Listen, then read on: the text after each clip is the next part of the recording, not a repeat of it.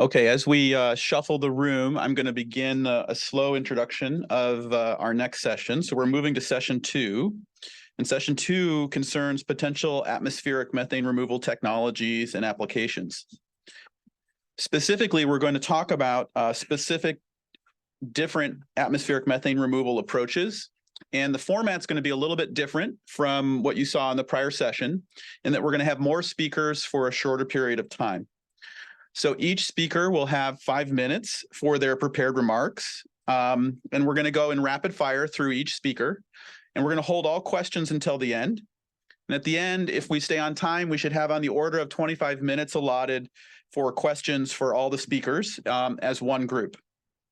And as we did before, we're going to prioritize questions coming from the committee. Hopefully, we'll have time for committees from questions rather from other attendees as well. So our first speaker is going to be Desiree Plata. She's Associate Professor of Civil and Environmental Engineering at MIT, co-director of the MIT Climate and Sustainability Consortium, and faculty lead of Belonging, Achievement, and Composition in the MIT School of Engineering. And so we will invite Desiree to come up, and she can watch for the 1 minute warning from myself or Lisa, and I'll yield the floor to you. Welcome. Thank you.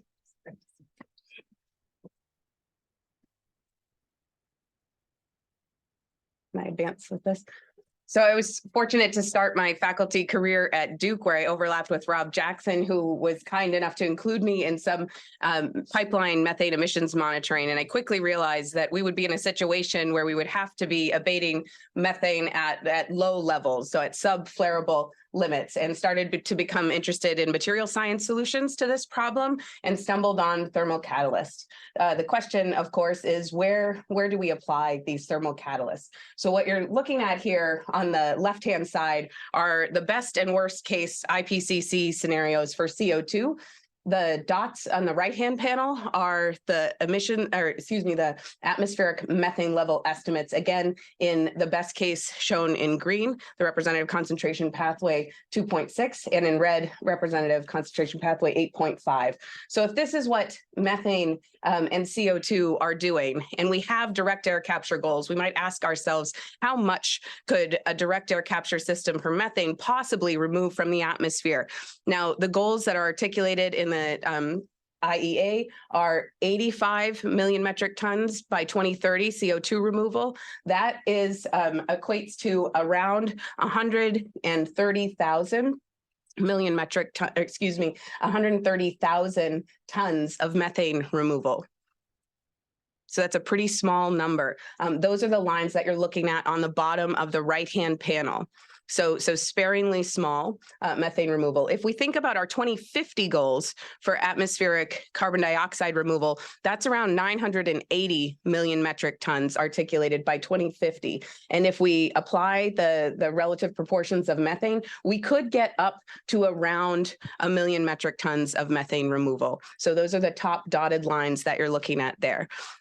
I will note that the 2030 goals require a scaling of air handling on the order of 7 times what we have in HVAC systems in the built environment today. So these are office buildings and urban dwellings. And the 2050 goals require a scaling of around a factor of 86 to get to those levels. So keep that in mind. This is a dramatic and enormous increase in the size of our infrastructure for relatively modest advances in methane removal. So how might we do better? We have these earth abundant low cost catalysts that can pull methane out of low level enrichment streams, even down to atmospheric concentrations and up to a few percent methane quite effectively at 400 degrees C or less. They do this for remarkably cheap carbon removal prices between $4 and $16 a ton CO2, and that includes terrible financing that the Department of Energy imposes on me, 10% rates that we're anticipating, and maintenance and things like that. It also happens around 21 kilowatt hours per ton of CO2 equivalent versus DAC, which is order of 100 times faster. That should say per ton CO2 equivalent there, 100 times larger energy demand. And so if we think about how we could possibly deploy these types of thermal catalysts in the broadest environments, we would start to ask ourselves about the relative concentrations and the operating temperature. Now, something I want to point out about thermal catalyst is there's always two important temperatures that you have to consider: the activation temperature and time frame, as well as the reaction temperature and time frame. And you'll often only see one of those cited, and that's the reaction temperature. So if you focus in on this upper left-hand image, the rainbow colors are indicative of the activation temperature for the catalyst. This is a thermal pretreatment that might occur. And as you increase that activation temperature for short periods of time, you can drive down the reactive temperature. This means that there's a structural change in the catalyst that's allowing that catalyst to work at lower temperatures. We should be able to understand over the next few years what that structural change is so that we can access that lower and lower reaction temperature. Another important feature is whether or not that catalyst maintains its catalyst-like behavior. Does the catalyst turn over reproducibly? At temperatures above 300 degrees, it seems that it does keep reacting. But if you heat it at, say, 450 degrees and then allow it to react at 250, it starts to lose its reactivity with time. So we might not be able to take full advantage of this phenomenon unless we figure out how to maintain that structural reactivity or catalyst turnover in an effective way. Now, this is a study from Rob Jackson's group that was recently published in Environmental Research Letters. And what it shows you is our ranges where you're going to have cost ineffective and climate detrimental operation of these types of thermal catalysts, where you can be climate beneficial and cost ineffective, and where you're going to be cost effective and cost beneficial. And I would say that at coal mines, where which are responsible for around 50 million metric tons of methane emissions annually, we can probably do this today. All of our models indicate that we can do this at low cost and with some success for a climate benefit. And you might even make money on the prospect if you're smart about how you operate the system. Dairy, on the other hand, is between this sort of 4 parts per million, 200 parts per million top range. And what that means is that you've got to operate your zeolite or your thermal catalyst at a much lower temperature in order to be socially or climate beneficial, and dramatically lower temperatures in order to be really cost neutral. And so you might make an argument that maybe there's something that has to incentivize this. The money needs to come from elsewhere to support the establishment of these technologies there. But you always want to make sure it brings at least a net climate benefit. The last thing I would point out here is that we've got an array of materials. This is the work of Audrey Parker and others in my group. Audrey's sitting here in the audience today, so you can ask her about this. But there are lots of different catalysts that are functional at these low temperatures. I think this is very hopeful. What you're seeing here are natural materials along with lab-grown materials, and this means that there is a path to really, truly dirt-cheap solutions for methane oxidation at relatively low temperatures. And I think that we can get to this dairy space with a little more work and investment. We got to wrap. Okay. This is a 6-foot diameter fan, and this fan pulls air at the rate of around 4,000 cubic feet per minute. There are 250 of these on barns that house between 2,000 and 3,000 head of cattle. So you do the math, 250 fans, 4,000 cubic feet a minute. That's 1 million cubic feet a minute. That's 10 tractor trailers moving past you in 5 seconds. It's actually very analogous to the coal problem. And so if we can solve the problem in coal and get that operating temperature down in dairy, there's potential to use the same infrastructure, but it's not small. This is big infrastructure and it's expensive. And so as you think about financial models, please keep this in mind. All right. Thank you very much, Desiree. Okay, so we're going to transition now on to the next talk. The next talk is going to be presented by Matteo Cargnello, and he's online. He's Associate Professor of Chemical Engineering and, by courtesy, Material Science and Engineering. And he's also the Vance D. and Arlene C. Kaufman Faculty Scholar at Stanford University. So, Matteo, if you're ready, the floor is yours. Thank you so much, Chris, and thank you for the invitation. I thought I would have control of slides, so I would ask to please advance the animations all the way till the end of this slide. It's really useful to have Desiree starting this session because I will dive straight into the details. Desiree's work has been very inspirational for us in looking at other thermal catalysts that could be active for the low concentrations of methane in the atmosphere, for directly converting methane in the atmosphere. And the comparison here is that with palladium catalysts, catalysts are the most active methane complete oxidation catalysts that we know, at least artificial catalysts. The problem with palladium is that palladium is 5,000 times more expensive than copper and clearly much more rare than copper. So we ask ourselves the question, can we use 5,000 times less palladium to oxidize methane at the atmospheric conditions, just like Desiree showed? So if we were to do a comparison, we would take a dumbbell of copper and to use 5,000 times cheaper catalyst, we would have to use a pinch of palladium, which in scientific terms turns out to be roughly 1 microgram of palladium that we put in a reactor, compared to the 8 milligrams that we would be putting in the reactor with a copper catalyst that Desiree just showed. And to the right, I reported the methane conversion approaching atmospheric conditions. Here we're using 20 ppm of methane, just because the analytics will work a little bit better for us and be more reliable, but not because we cannot go down to 2 ppm. And then the conversion here reported as a function of time for palladium is very much comparable, if not above, that of copper, telling us that palladium catalysts can oxidize methane at atmospheric concentrations just as well as copper catalysts, but using also like 5,000 times lower material. And by the way, Desiree was talking about 2 steps, activation and then reactivity. With palladium, we don't need to activate the catalyst at all. With palladium, we just flow basically air through our catalyst at 350 degrees C in this case, and we achieve roughly 80 to 100% conversion of methane, depending on the conditions of flow that we use. So palladium is extremely active, and this is very important for sizing of the reactors, because it means that we can use 5,000 times smaller size reactors if we use palladium compared to copper. Now, to the left, I have reported a couple graphs that signifies that 350 is not the minimum temperature for palladium operation. We have work from our lab that shown that particular active sites in palladium are active at temperatures as low as 150 degrees C, and we can create catalysts by this like steam activation process that I don't need to talk about in detail, that show 10 times higher rates compared to the best commercial palladium catalysts present in the market. So we're really making important advances in utilizing this precious metal in the best possible way. Now, next slide, please. What are the challenges and barriers? First of all, that palladium is a scarce element, so we have to use it in the best, most efficient way, and we're working in that sense to make every single possible atom of palladium in a catalyst extremely active. But as Desiree alluded also, in thermal catalysis, moving air and heating air is a major cost.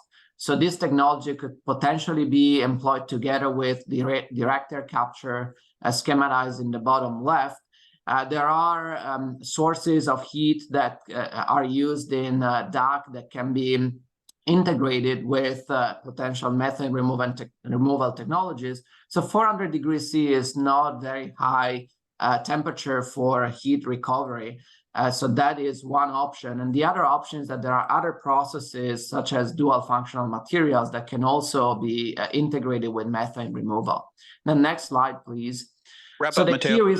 Yes, the key research question, I'm wrapping up, is first of all, how do we optimize the coupling between waste heat, the processes that use waste heat and methane removal, where to locate these technologies, and especially how to use palladium very efficiently. And the question is, can we find a way to run methane oxidation room temperature? There are iridium oxide catalysts in the bottom right that have been reported to oxidize methane at room temperature in very specific conditions, but that is an inspirational type of work that we can use to make it possible. And finally, I would mention that palladium is not the only material. Cobalt and nickel cobalt oxides in the bottom right have been shown to be almost just as active as palladium, although not on a per site basis.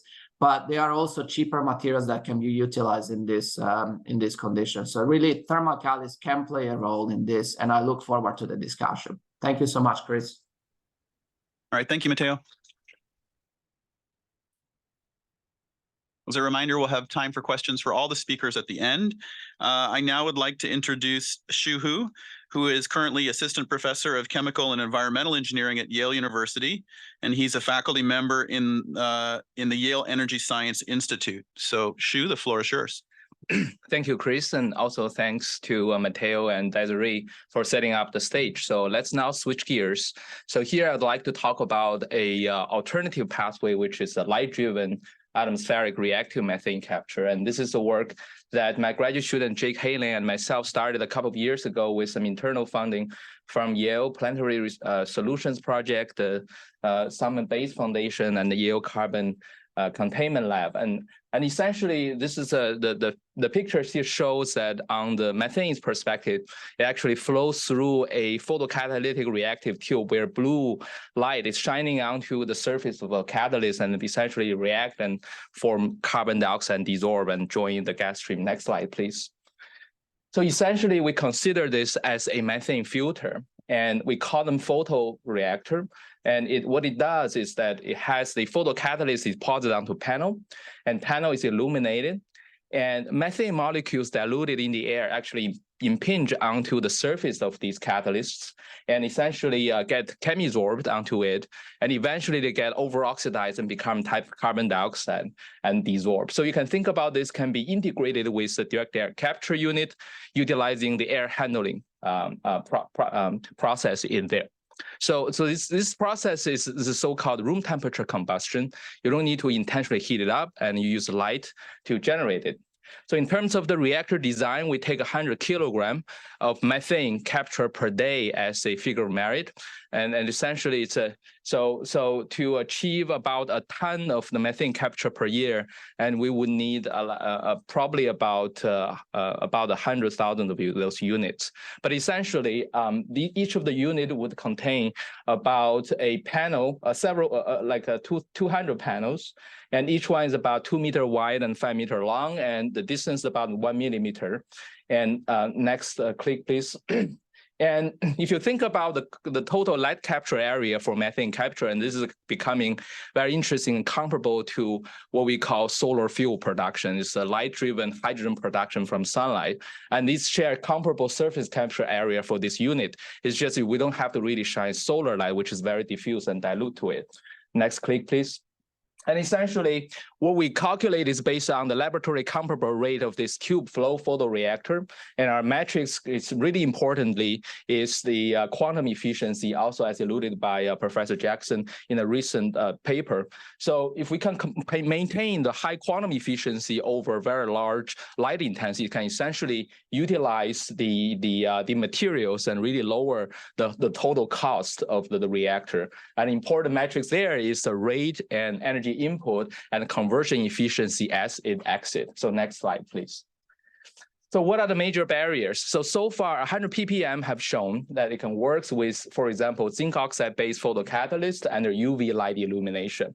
In our lab, we have used earth-abundant bismuth-vanadium oxide, and we can utilize it for green LED light.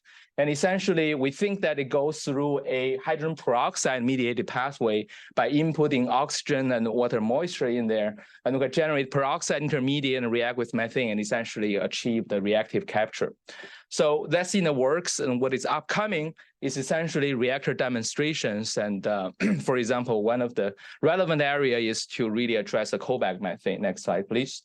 And in the theory, 2 ppm works. The reason for that is that the mechanism would be the molecules impinging onto the surface, and this would work across different concentration scales. For that, the question is when to implement them. What we don't know is how to break the trade-off between the efficiency and reactivity and concentration. Yeah, so, and next, please. And we also don't know what are the harmful byproducts. And for example, these can be done, these are highly reactive and oxidative environment, can nitrogen and other things in the atmosphere being oxidized and become NOx and etc. So, and furthermore, if we want to really break the trade-off, are there new mechanism or using new catalysts like here, next slide, please, to really utilize low energy photons such as red and infrared, really to cut the efficiency, cut the energy consumption by 60%. So to finalize, to summarize, so the next slide, hopefully it's not too much of information, but the major question is, how did photocatalysis in gas phase works? So typically photocatalysis works in liquid and solvent, but this actually works in gas phase. We don't understand what are the contributions of light, charge, and heat to it. There's a lot of fundamental understanding to that. Can we localize the heating? And therefore we can really bring together the thermocatalysis and photocatalysis. Secondly, please keep going.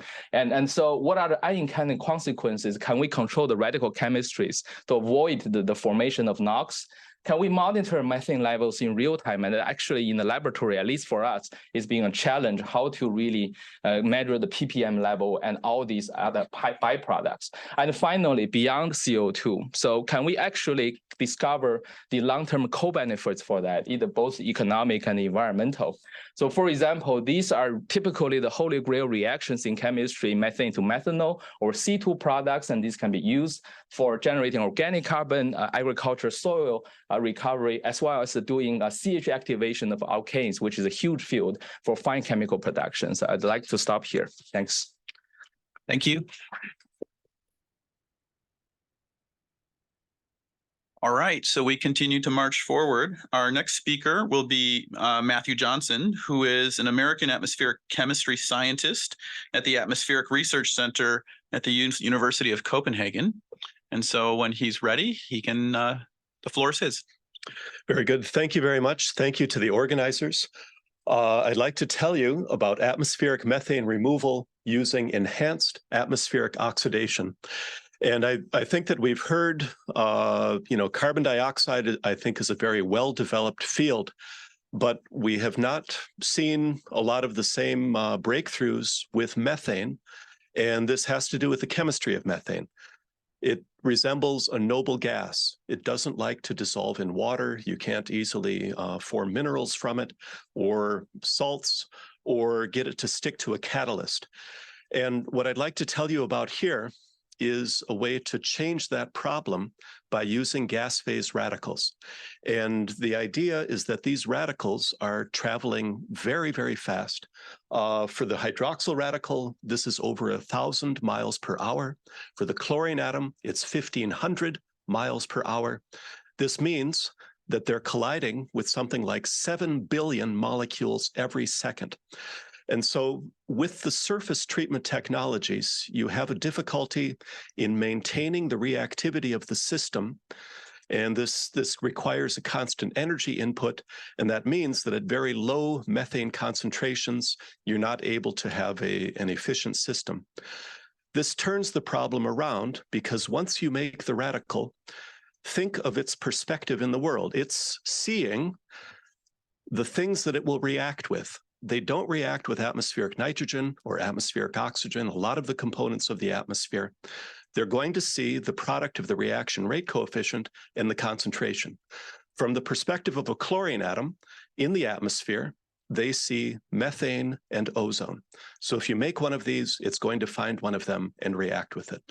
We've made a very important breakthrough, I believe. This is a publication in the Proceedings of the National Academy of Science that came out in July, where we found that there's a naturally occurring process over the Atlantic Ocean that's making chlorine atoms.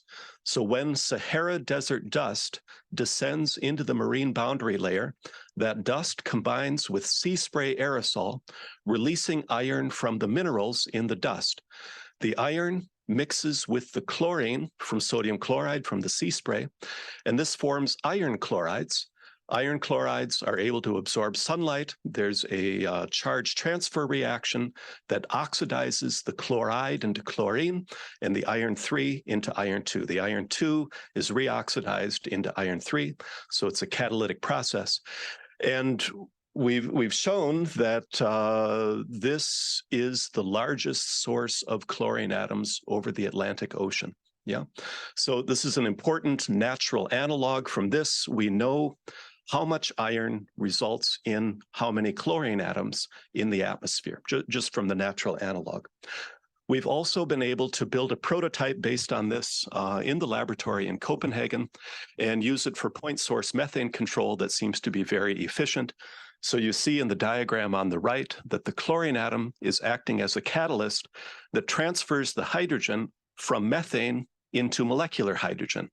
And here we've been able to treat methane at a concentration of 55 ppm. We get a very efficient apparent quantum yield in that process, and I'll address that more in the next slide.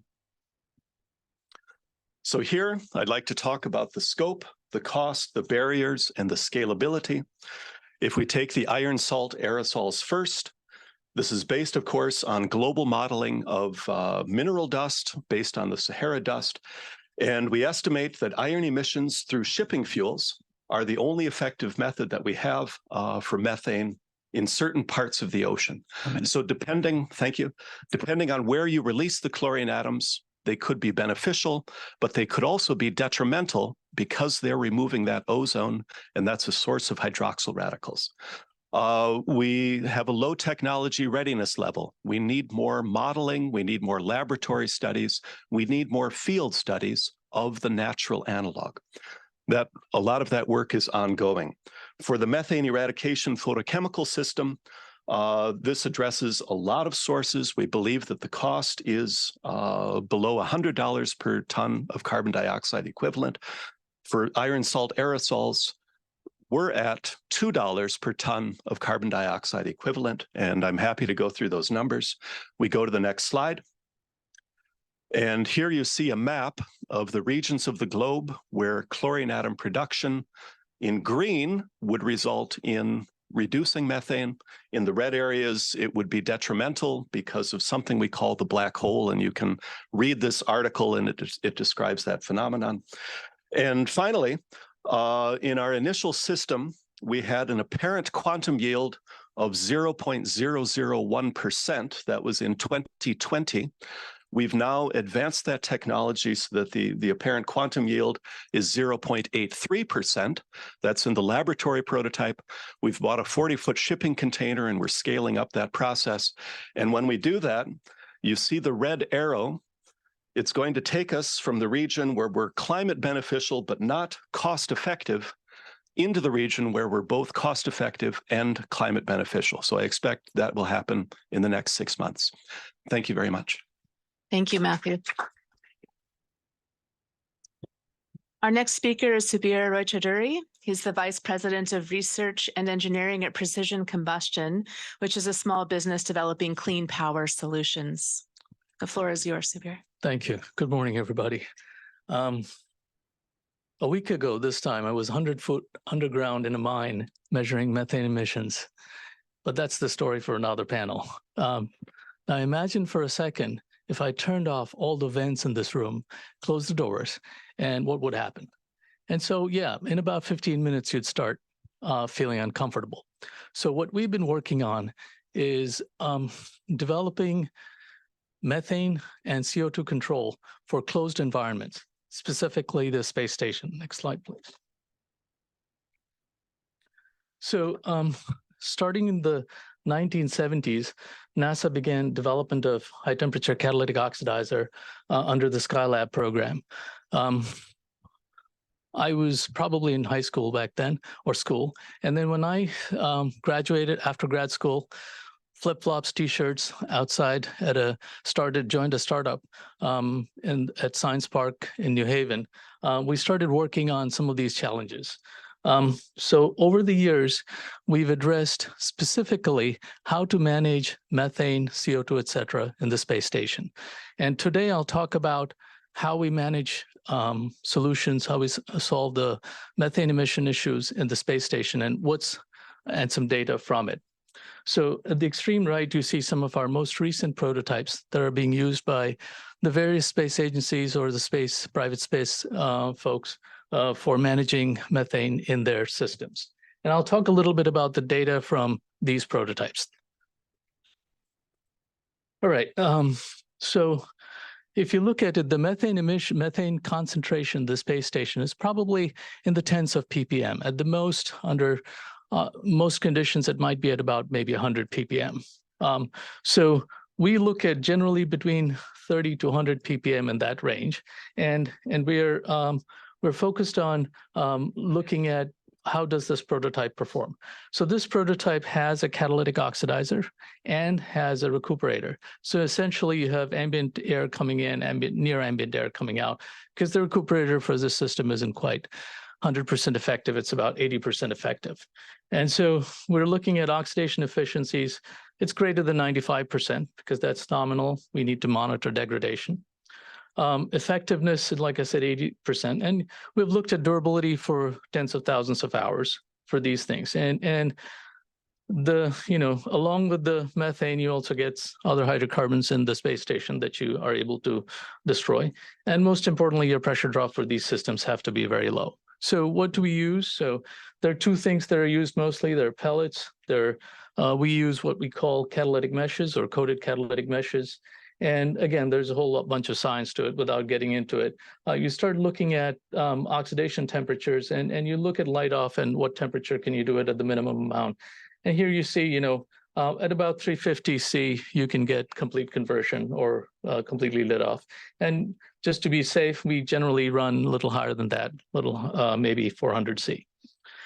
Here's some data from different concentrations of methane and conversion efficiency. So, at the design conditions that we have, again, at around 400 C nominal residence time, we get about, north of 90% conversion, even at very low concentrations of methane. And that, remains steady as you go through the couple hundred ppm range. 1 minute left. Right, yep. Now, if your inlet methane concentrations drops, again, there's some kinetics that go on so you can get even higher conversion at the low concentrations. And here's some conversion data over time. So this is over almost a 2 year time frame. And the test was done at NASA and the reports were in publications of this reactor. And again, you have fairly high oxidation efficiencies of these very low concentrations. And these are subject to vibration and launch loads and so on and so forth, and contamination challenges. And here's another one that went through 20,000 hours, another prototype. Again, end of life, the target was greater than 90%, and that's what you see. So catalytic oxidation, in effect, can get to very low ppms of methane, less than 100 ppm methane, and convert it to practically low, nothing. So again, the takeaways: potential for catalytic oxidation at 2 ppm appears possible. Like Professor Xu said, analytical limitations are key at the 2 ppm level. We can use high effective recuperators to minimize any supplemental heat, and integration with other processes can also help. There can be natural convection flows, minimize blower power. And then we also heard about, Xu was speaking about photocatalytic conversion of methane, and then natural convection augmented processes may offer potential. Thank you. Thank you. Our next speaker is Mary Lidstrom, who is joining us virtually. And Mary Lidstrom is a professor emeritus of chemical engineering and professor emeritus of microbiology. And from 1996 to 2022, she held the Frank Jungers Chair of Engineering at the University of Washington in Seattle.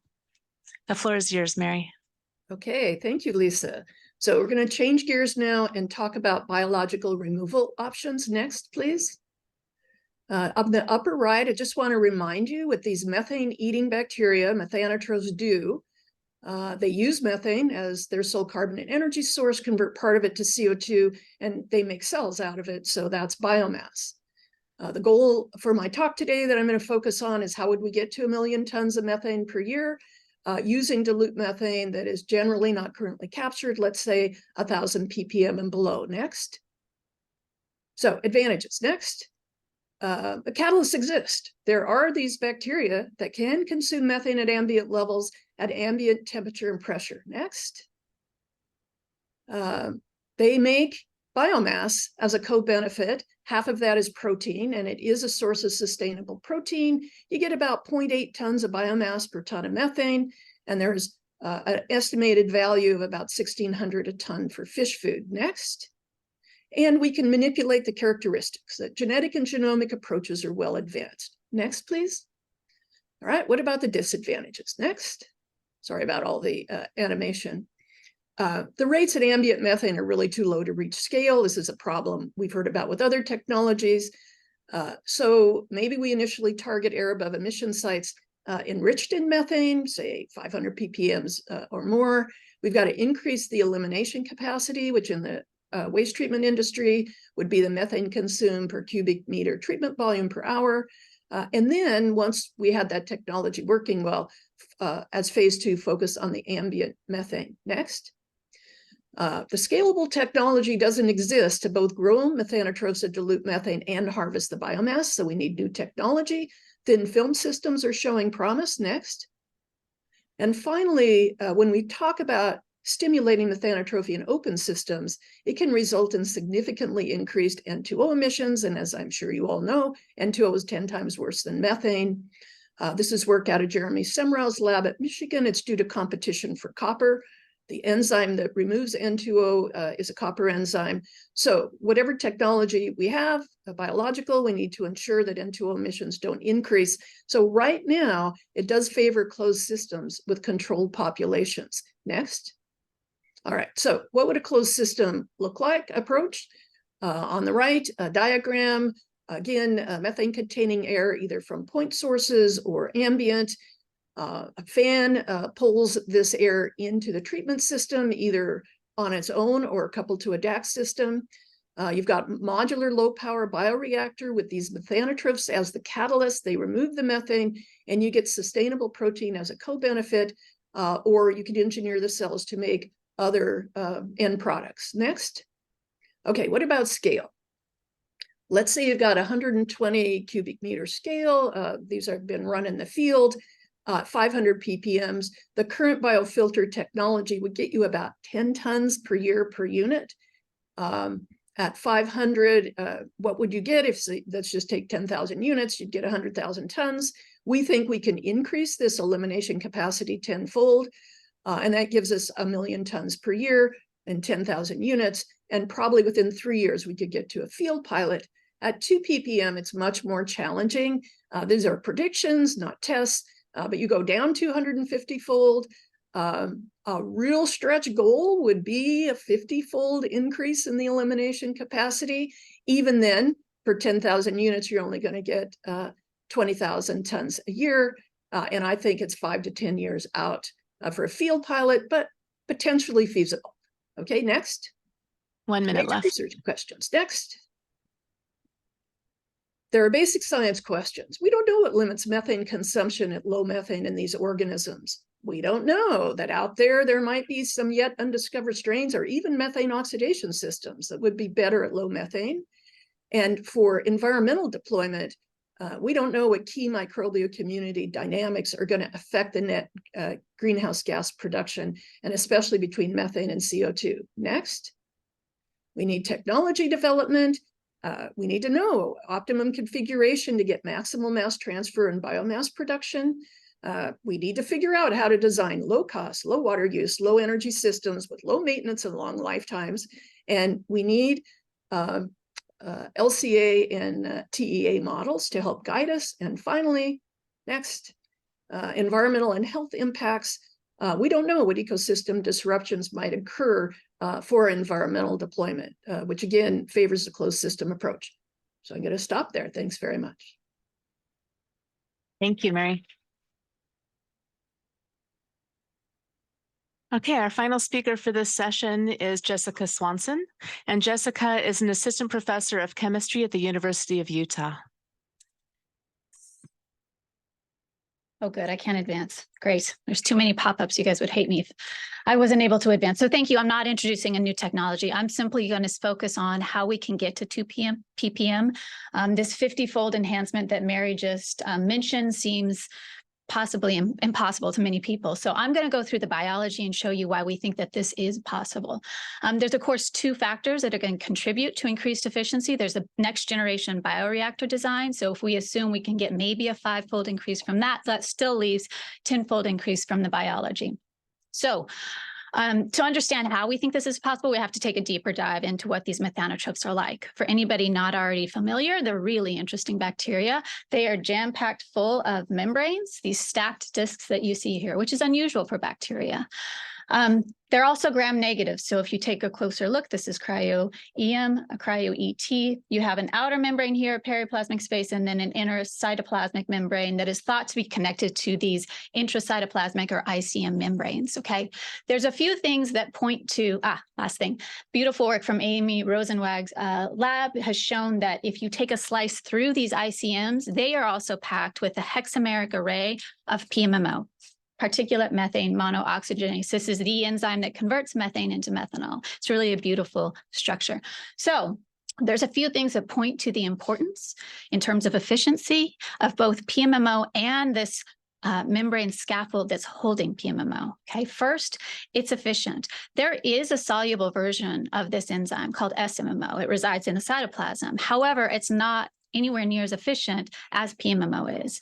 There are a few methanotropes that will produce both SMMO and PMMO, and as long as they can get their hands on copper, because copper is used in PMMO as opposed to iron and SMMO, they will preferentially express the PMMO, okay? And they're abundant. So even in low methane conditions, these things are produced in mass, up to 80% of the membrane-bound protein, telling us that even when food is scarce, it's essential to maximize both the copy number of this enzyme and the surface area of this membrane scaffold, okay?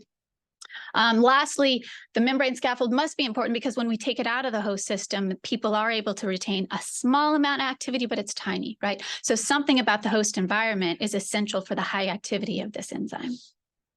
Okay, so given that context, there are 2 ways that we can think about improving efficiency. One is mass transfer, just getting enough methane into the oxidation complex. And the second is focusing the metabolic efficiency on consumption of methane.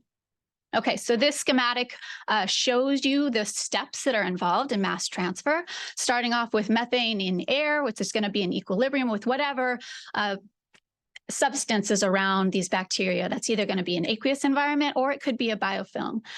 From the biofilm, it's got to get across the outer membrane through the periplasmic space into this inner membrane, the ICMs, and to the oxidation complex, right? So there's a lot of steps here. So first thing to appreciate, methane really doesn't like water, right? It's mostly hydrophobic. It prefers a lipophilic media. So if you look at the partition coefficient for hexadecane, you've got 14 molecules in hexadecane compared to 1 in water. Now, if you step that up to model membranes, this has only been experimentally measured once, and we are verifying it with simulations. That partition coefficient jumps up to 100. And so this is going to be increasingly concentrated in lipophilic environments.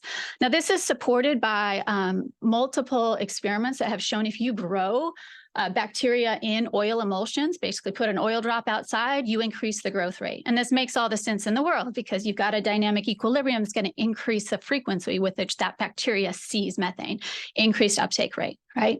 So one thought is, well, let's just grow these things with oil emulsions, right? But it is expensive and complicated to keep adding in some kind of oil additive. So a key question is, can we just engineer the proteins that are naturally excreted? Did you say 1 minute? Oh my gosh, okay, I'm gonna go fast. Okay, can we improve the biofilms? Can we improve the outer membrane? Each of these areas has potential for improvement through bioengineering. Okay, so there's a lot of key research questions, both in the mass transfer and in the metabolic efficiency, and they're laid out in greater detail in the supplemental slides for the committee. My point here is that These questions, each of them once answered, point to either directly or with some amount of creativity, ways that we can improve the efficiency. And there's a lot of them. My second point is these are answerable questions. These are not pie in the sky research questions. They have been answered for health motivated systems like the proteins in the electron transport chain. I know because I've done it, right? We know how to do these things. We just need to attract the experts in the fields of biophysics to do it. So how do we do that? How do we get to 300 million tons in 20 years? We need dedicated funding, right? And funding that really encourages collaboration with clear targets. We also need commercial investment. We can start developing these things right now for 500 ppm, and we should be doing it, getting the technology developed if we ever want to go to lower concentrations. I'll just close with a few benefits of focusing research and funding research in this area. One is PMMO is a room temperature catalyst. If we can stabilize it outside of the host system, and there's lots of ideas on how to do that, it's very obvious when you look at the host environment, we have a room temperature catalyst that could be used in some kind of electrocatalytic devices. Second, as Mary mentioned, it's more than just protein. There's other products that can be made from these bacteria. And lastly, the more we understand about these methanotrophs, the more we can help future solutions in these open system solutions, which we will likely need. I'll stop there. Thank you, Jessica, and thank you to all the speakers for the session. Okay, so we'll do a question and answer for 20 minutes. You want the Yes. speakers to come up front? We have enough chairs for those who are Yeah. here, and then we have the couple online. And so just a reminder that we'll be taking questions by raising your hand virtually or in person, and committee members' questions will be prioritized. And I'll just start by asking a question of the speakers who spoke about catalysts. And my question is whether any of the inorganic catalysts are renewable or if they have to be continually regenerated. I'll take that one. Oh, thank you. So we're seeing really promisingly low deactivation rates through time that show good sustained reactivity, even in the face of chemical poisons that you might anticipate in the same environment, like hydrogen sulfide, hydrogen gas, water. There are a few tricks that we have to play with the operation in order to achieve that, but it seems to be working, which is really encouraging. And I would encourage other people, as they develop catalysts, to think about that long-term durability, because it is a really important criteria. I'll also note that the synthesis methods can be fairly green in process, so you can optimize the metal loading and potentially regenerate the catalyst. We haven't demonstrated that yet, but theoretically, it's quite possible.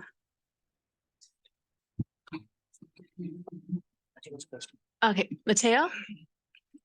Yeah, just adding up to that, palladium and other like cobalt-based systems have been studied for higher concentrations of methane, though, but in a variety of deactivation environments. And in these conditions, these are considered, like 2 ppm methane in here are considered very easy conditions for palladium. I would argue that it's probably going to be stable for years. So once you make it, you don't need to activate it. You don't need to do anything. And we have in our lab stress tests for hundreds of hours with no deactivation rate. So once it's made, it's stable and solid and robust. Just to add to that, if you look at one of the means of how you lose catalyst is the vapor pressure vaporization. So at 400 C, the vapor pressures are pretty low. So generally you lose very little at those temperatures. Now, the other mechanism is sintering or poisoning, and those are all recoverable over time, if you will. Jose, do you have a question? Yes. I'd like to really appreciate Jessica's talk. I was very happy to see that you introduced and discussed the mass transfer limitations, which when we're dealing with the low concentration methane, mass transfer, you also talk about solubility or absorption. I think those are key considerations, and I appreciate you discussing that. Now, my question is to my colleagues studying using thermocatalyst. And the question is related. I noticed that most of your experiments were done at 100 ppm of methane and relatively high temperature. So my question is, have you studied the reaction kinetics and the implications of going to low temperatures? And as we go to low temperature, the kinetics could change, the absorption of potential contaminants at water will compete with methane for the absorption sites. So I'm sure you have discussed those considerations, but I would like to get your feel, especially in the reaction order of kinetics.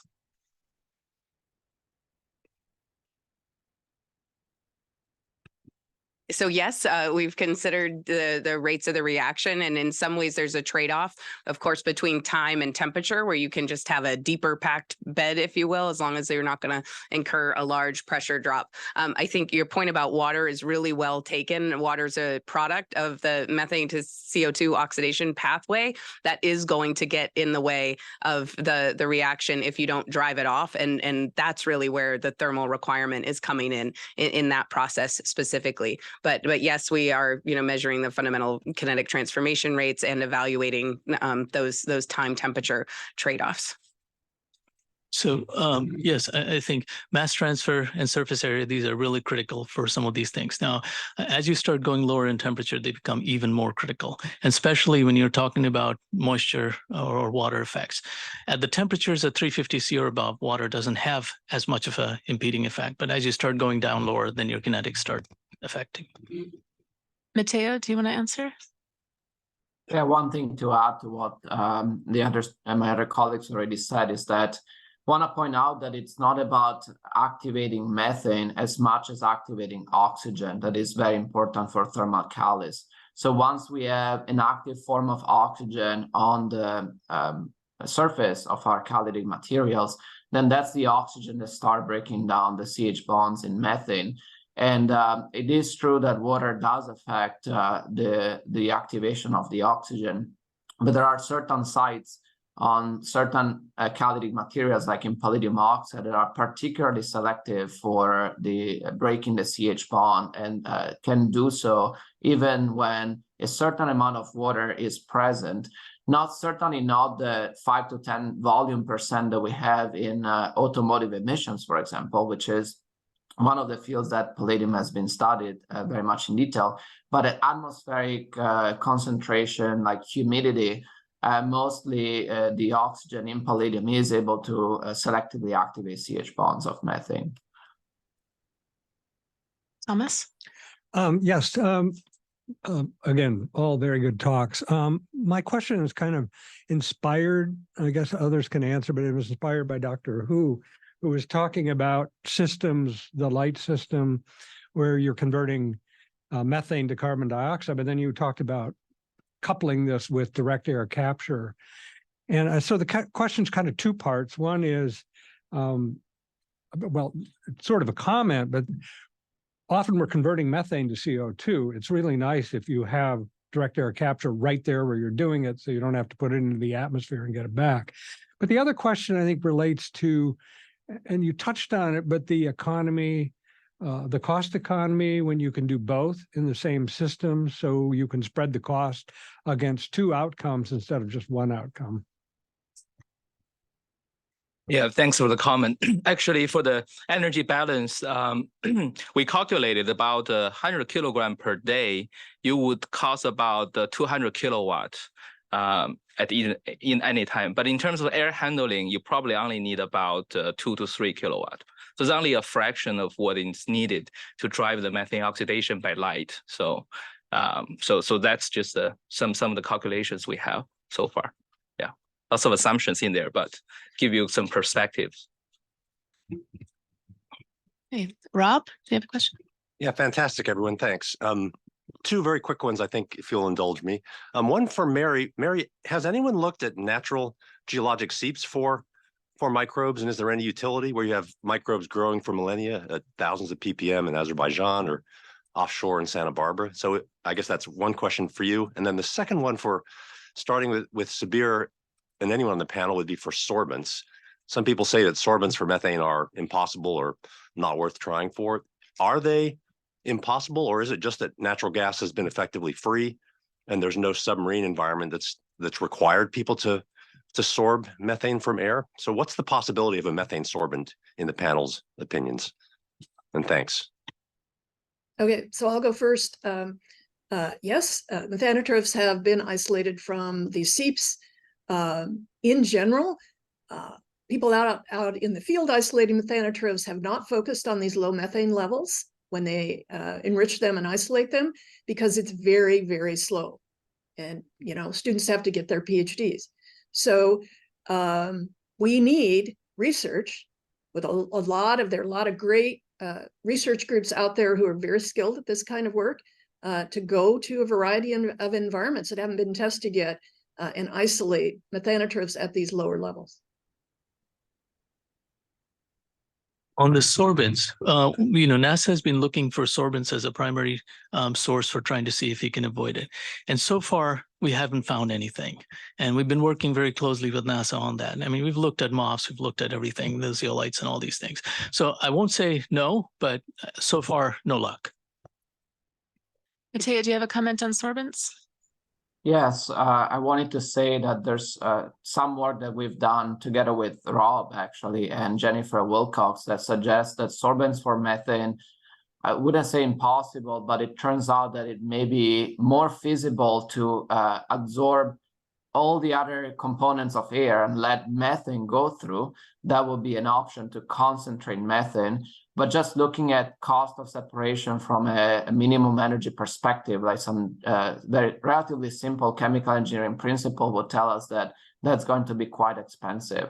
So it seems pretty challenging to find the magic material that would concentrate methane, but it's not impossible.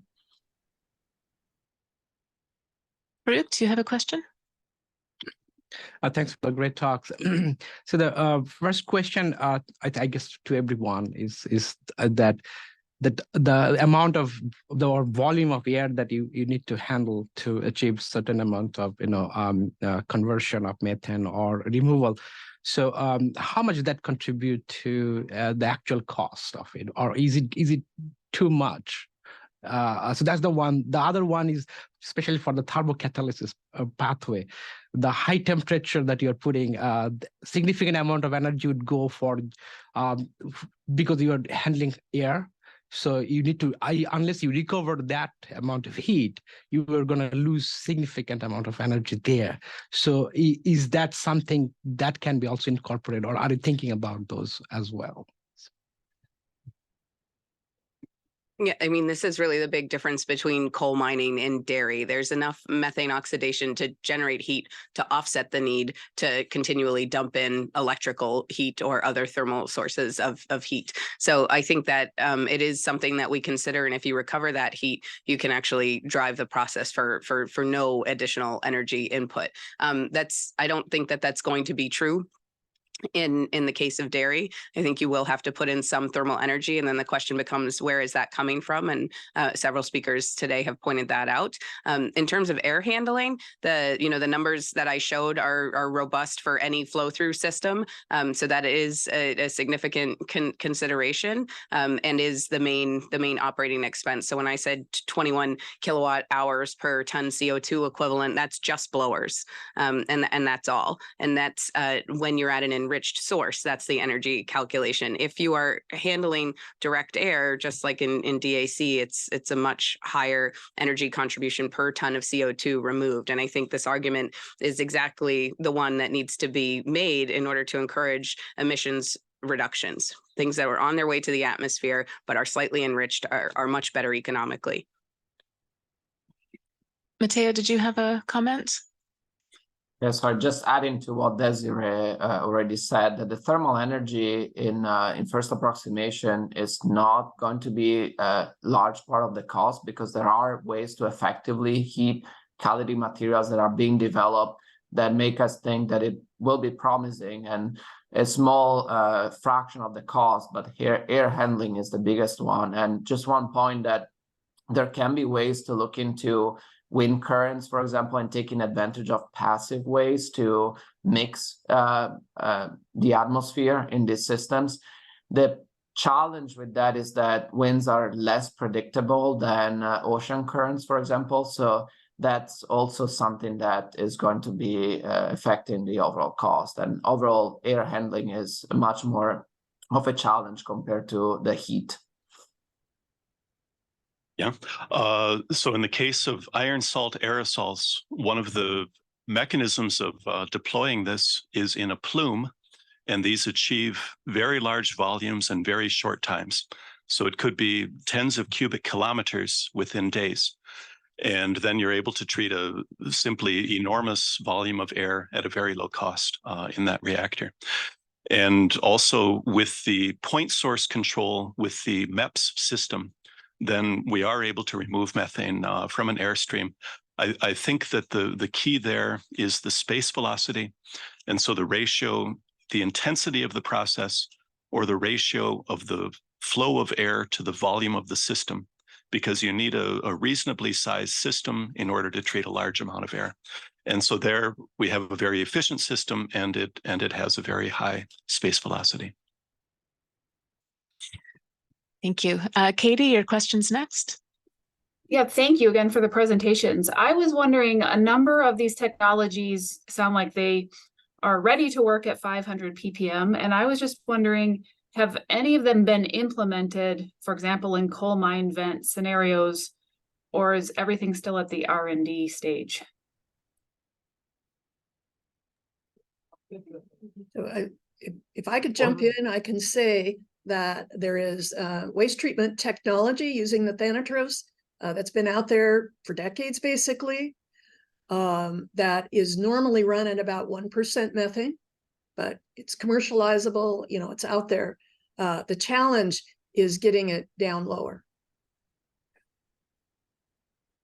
So I mentioned about being in a mine a week ago, and there are many challenges to mine applications also.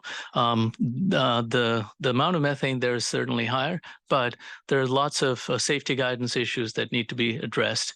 And then how do you not interfere with the equipment that's going on and still maintain a safe environment there? So there are challenges. It's doable, but certainly that's what one of the programs, JAX programs, looking at an ARPA-E program. Yeah, so I think that one of our goals is to try to deploy at a mine within the next year. So this time next year, we'd be able to tell you about a small scale prototype.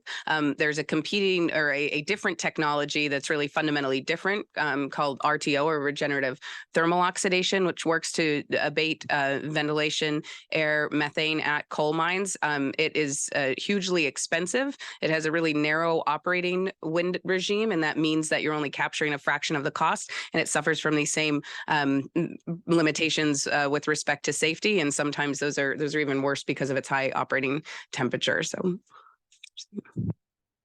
So we've designed a system to treat methane coming from mine ventilation using the MEPS system. This would be a series of shipping containers. One of the advantages there is that you can very easily control the amount of treatment. So if the concentration is changing, we vary with that. And also it occurs essentially at room temperature. And so there's no risk to mine safety of an explosive event if there's a burp of methane coming from the mine.